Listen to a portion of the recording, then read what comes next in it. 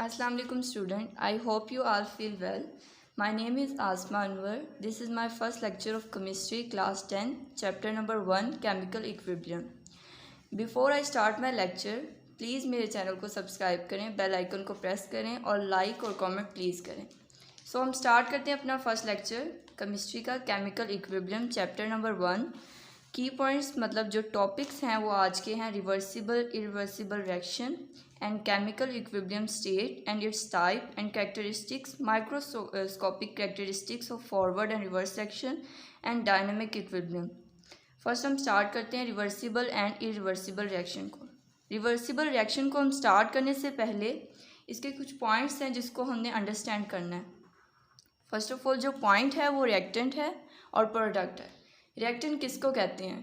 Reactant chemical reaction में जो substance combine होता है और प्रोडक्ट बनता है, उसको जो सब्सटेंस कंबाइन होता है उसको हम रिएक्टेंट कहते हैं, और जो प्रोडक्ट फॉर्म्ड होता है उसको हम प्रोडक्ट कहते हैं।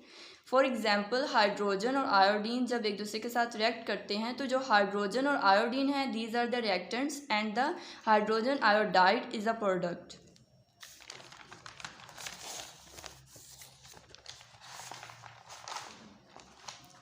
नेक्स्ट वन, पहले भी मैंने आपको बताया कि प्रोडक्ट क्या होता है। The new substance formed called product. Then product जो है उसको कहते हैं the new substance formed are called the product. ये हमारे पास जो एग्जांपल है हाइड्रोजन, ऑक्सीजन और वाटर की। हाइड्रोजन और ऑक्सीजन कंबाइन होते हैं तो वाटर बनता है। इस रिएक्शन में जो हाइड्रोजन और ऑक्सीजन है ये रिएक्टेंट हैं, और जो वाटर फॉर्म्ड हुआ है it is a product. Next हम स्टार्ट करते हैं reversible reaction and irreversible reaction. In simple word reversible reaction वो है जिससे प्रोडक्ट और रिएक्टेंट दोनों बन सकते हैं।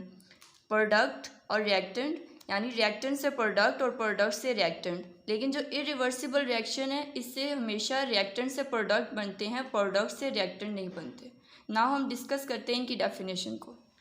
Most of the reaction in which products react to combine to form the reactants called the reversible reaction.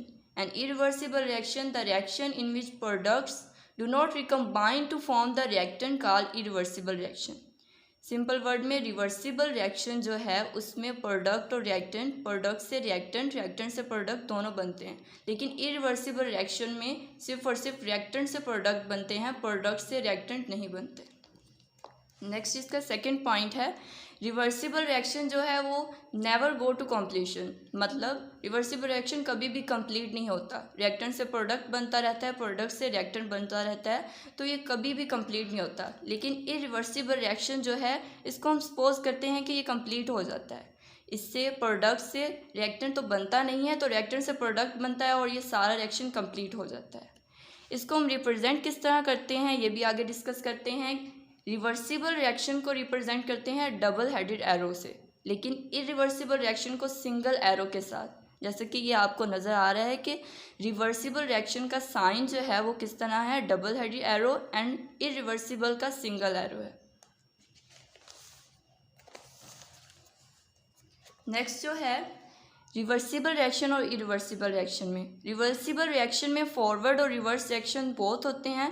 Forward में ये होता है कि सिर्फ और सिर्फ रिएक्टेंट से प्रोडक्ट बनते हैं, और रिवर्स रिएक्शन में प्रोडक्ट से रिएक्टेंट बनते हैं। जबकि हमने डिस्कस किया है कि इरिवर्सिबल रिएक्शन में हमेशा रिएक्टेंट से प्रोडक्ट बनते हैं, तो फॉरवर्ड रिएक्शन ही इसमें प्रोसीड होगा, रिवर्स रिएक्शन प्रोसीड नहीं होगा।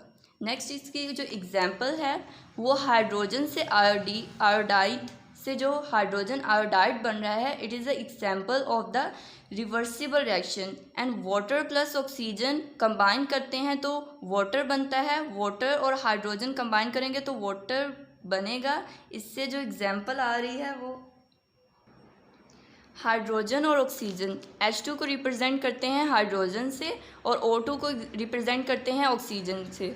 ये दोनों रिकम्बाइन होंगे तो हमारे पास वाटर बनेगा। इसी तरह हाइड्रोजन और आयोडाइड को एक दूसरे के साथ मिलाएंगे, रिकम्बाइन करेंगे तो हाइड्रोजन आयोडाइड बनेगा। ये रिवर्सिबल रिएक्शन की एग्जांपल है और ये इरिवर्सिबल रिएक्शन की एग्जांपल है। इसमें प्लाटिनियम जो है एज अ कैटलिस्ट इस्तेमाल हुआ है। नेक्स्ट हम डिस्कस करते हैं फॉरवर्ड को, रिवर्स को। मैंने आपको पहले भी बताया कि फॉरवर्ड क्या होता है। फॉरवर्ड रिएक्शन में सिर्फ और सिर्फ रिएक्टेंट से प्रोडक्ट बनते हैं, यानी reactants combine to form the product called the forward reaction. And reverse reaction में हमेशा product combine to form the reactant. मतलब रिवर्स और फॉरवर्ड एक दूसरे के एंटागोनिस्टिक हैं। फॉरवर्ड में रिएक्टेंट से प्रोडक्ट बनता है और रिवर्स में प्रोडक्ट से रिएक्टेंट बनता है। नीचे इसकी एग्जाम्पल भी मैंने डिस्कस की है कि हाइड्रोजन और आयोडाइड। आयोडाइड का पर्पल कलर है जो कलरलेस में चेंज हो जाता है, it is a forward reaction. जबकि रिवर्स रिएक्शन में जो फर्स्ट रिएक्शन में हमारे प्रोडक्ट बना था वो दोबारा ब्रेकडाउन होकर हाइड्रोजन और आयोडाइड में चेंज हो जाता है। मतलब फर्स्ट ऑफ ऑल पहले उसका कलर पर्पल था, फिर वो कलरलेस में चेंज हो गया, अब उसका कलर कलरलेस है और फिर वो पर्पल में चेंज हो गया है। नेक्स्ट इसका एक और पॉइंट है कि जो फॉरवर्ड रिएक्शन है वो स्टार्ट होता है फ्रॉम लेफ़्ट टू राइट, जबकि जो रिवर्स रिएक्शन होता है वो स्टार्ट होता है राइट टू लेफ़्ट। एक और एग्जांपल इसकी हम सादा अपनी लाइफ की ले लेते हैं कि जो एक कार है वो अगर फॉरवर्ड की तरफ जा रही है तो it's example of forward, and जब वो रिवर्स की तरफ जा रही है तो it's the example of the reverse reaction. Simple word में हम इसको याद कर लेते हैं। नेक्स्ट वन जो हमारा टॉपिक है वो केमिकल इक्विलिब्रियम है, उसको हम डिस्कस करते हैं। केमिकल इक्विलिब्रियम स्टेट की जो डेफिनेशन है उसको हम डिस्कस करते हैं। When the rate of forward reaction takes place at the rate of reverse reaction. मतलब rate of forward reaction equal होना चाहिए रेट ऑफ रिवर्स रिएक्शन के, लेकिन composition of reaction mixture remain constant. Forward reaction reverse reaction के equal होना चाहिए, मतलब जो रेट फॉरवर्ड रिएक्शन के साथ है वही रेट जो है रिवर्स रिएक्शन के साथ होना चाहिए। फॉर एग्जांपल 20 मीटर पर सेकंड, इस तरह हम एग्जांपल ले सकते हैं कि फॉरवर्ड रिएक्शन 20 स्पीड के साथ स्टार्ट हुआ है तो जो रिवर्स रिएक्शन है वो भी 20 मीटर पर सेकंड की स्पीड के साथ बैक डाउन होना चाहिए, यानी बैक होना चाहिए, लेकिन composition of reaction mixture remain constant होने चाहिए। इसको हम केमिकल इक्विलिब्रियम स्टेट कहते हैं। नेक्स्ट इसकी जो टाइप्स हैं उसको डिस्कस करते हैं। Static equilibrium state and the dynamic equilibrium state. Static equilibrium state को हम सिंपल वर्ड में ये कहते हैं कि एक रिएक्शन स्टार्ट हुआ है और वो अपनी कंप्लीशन के बाद रुक जाता है, लेकिन डायनेमिक में वो स्टार्ट ही रहता है, वो कभी नहीं रुकता। स्टैटिक इक्विलिब्रियम स्टेट को हम ये कहते हैं कि when the reaction ceases to proceed called the static equilibrium. ये एक फिजिकल फिनोमिना है। स्टैटिक इक्विलिब्रियम स्टेट जो है ये एक फिजिकल फिनोमिना है। इसमें रिएक्शन एक दफ़ा कंप्लीट हो जाए तो वो रुक जाता है, उसके बाद वो दोबारा प्रोसीड नहीं होता। इसकी हम एग्जांपल लेते हैं बिल्डिंग। बिल्डिंग को बनाने के बाद जब वो कंप्लीट हो जाती है तो वो रिमेन स्टैंडिंग रहती है, मतलब स्टैंड रहती है, लेकिन तमाम फोर्सेस जो उसके ऊपर एक्ट कर रही होती हैं वो भी कांस्टेंट होती है। It's example of static equilibrium state, जिसमें रिएक्शन तो हो चुका है लेकिन जब वो कंप्लीट हो चुका है तो उसके बाद कोई भी रिएक्शन नहीं हो रहा। जितनी भी फोर्सेस दोबारा उस पर लग रही हैं कंप्लीशन के बाद वो तमाम की तमाम कांस्टेंट हैं। जितनी भी फोर्सेस लगेंगी वो तमाम की तमाम इस पर कांस्टेंट होंगी। फिज़िकल और केमिकल फिनोमिना अक्सर जो है वो इंसान को कंफ्यूज कर। फिज़िकल फिनोमिना और केमिकल फिनोमिना, इसमें जो मेजर डिफरेंस ये है कि फ़िज़िकल फिनोमिना ये होता है कि इसमें फ़िज़िकल वर्क होता है, लेकिन केमिकल में केमिकल वर्क होता है।